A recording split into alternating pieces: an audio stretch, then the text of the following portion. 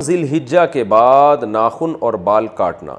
ज़िलहिज्जा के पहले 10 दिनों में बाल और नाखून ना काटने की शरई हैसियत क्या है? क्या ये सिर्फ़ क़ुरबानी करने वालों के लिए है या सब मुसलमानों के लिए है? नीज़ अगर किसी की हजामत ज़्यादा बिगड़ी हुई हो तो क्या वो इन दिनों में बाल बनवा सकता है? रहीम दात 4 सद्दा से ज़िलहिज्जे का चाँद नज़र आ जाए तो हदीस में आता है कि वो शख्स जिसने क़ुरबानी करनी है, क़ुरबानी का इरादा है जिसका, हर आदमी के लिए नहीं है, जिसने क़ुरबानी करनी है, जिसका इरादा है, ज़ाहिर है मालदार का इरादा होता है। और अगर गरीब का इरादा बन गया है, वाजिब तो नहीं है गरीब पर, लेकिन वो इरादा कर लेता है, तो उसके लिए भी मुस्तहब हुक्म ये है कि वो नाखून और बाल ना काटे, यानी चाँद नज़र आने से पहले पहले काट ले और फिर इन 10 दिनों में ना काटे। और वो जब काटे जब जानवर के गले पे छुरी चल जाए। ये अफजल अमल है, बेहतर अमल है, लाजिम नहीं है।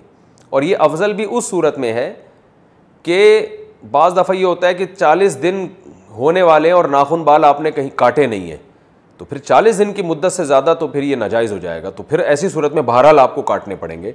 यानी बहुत ज़्यादा अगर नाखून बाल बढ़ गए हैं और 40 दिन की मुद्दत पूरी होने वाली है तो फिर आपके लिए काटना उन बालों को वाजिब है। क़ुरबानी अपने वतन में हो तो बाल वग़ैरह किस हिसाब से काटेंगे? बेटा लंदन में रहता है और क़ुरबानी कराची में होती है, क्या वो अपने बाल वग़ैरह कराची के हिसाब से क़ुरबानी के बाद काटेगा? नुज़हत साहिबा कराची से। जी हाँ, क्योंकि हदीस में आता है कि जो बाल या नाखून ना काटे जाएँ, जो कि अफजल अमल है, वाजिब नहीं है, तो वो उस सूरत में है जब जानवर के गले पे छुरी चल जाए तो फिर काट सकता है। तो जब कराची में उसने क़ुरबानी की और यहाँ जानवर कट गया तो वो लंदन में हो या अमेरिका में हो, बाल काट सकता है। क़ुरबानी की इबादत का आगाज़ कब हुआ? क्या क़ुरबानी हज़रत इब्राहीम अलैहिस्सलाम के ज़माने से शुरू हुई है? ये इससे पहले भी होती थी? नीज़ ये हज़रत इब्राहीम अलैहिस्सलाम से पहले जो नबी थे वो किस चीज़ की क़ुरबानी करते थे? उस्मान गोजरावाला से। कुरान से इशारा मिलता है कि क़ुरबानी हज़रत इब्राहीम अलैहिस्सलाम से पहले भी होती थी, मगर इस शक्ल में नहीं थी, वो दूसरी शक्ल में थी। इज़ क़र्रबा क़ुरबानन फ़तुक़ुब्बिल मिन अहदिहिमा वलम युतक़ब्बल मिनल आख़र। काबिल और हाबिल ने क़ुरबानी पेश की थी, काबिल की कबूल हो गई, हाबिल की कबूल हो गई, काबिल की रद्द हो गई।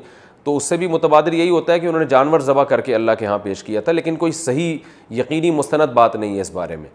अलबत्ता इब्राहीम अलैहिस्सलाम से प्रॉपर इस सुन्नत का आगाज़ हुआ है। उनको बेटे ज़बह करने के लिए लिटाया गया और फिर उन्होंने अल्लाह के हुक्म को पूरा किया और अल्लाह ने बेटे के बजाय एक जानवर दे दिया उनको।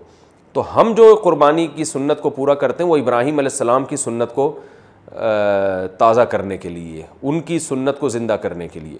तो हमारी वाली क़ुरबानी हज़रत इब्राहीम से ही शुरू हुई है। अलबत्ता क़ुरबानी इस यानी जानवर अल्लाह के लिए ज़बह करने का फ़लसफ़ा हमें कुरान और सुन्नत से इशारा मिलता है कि वो पहले से भी था वो।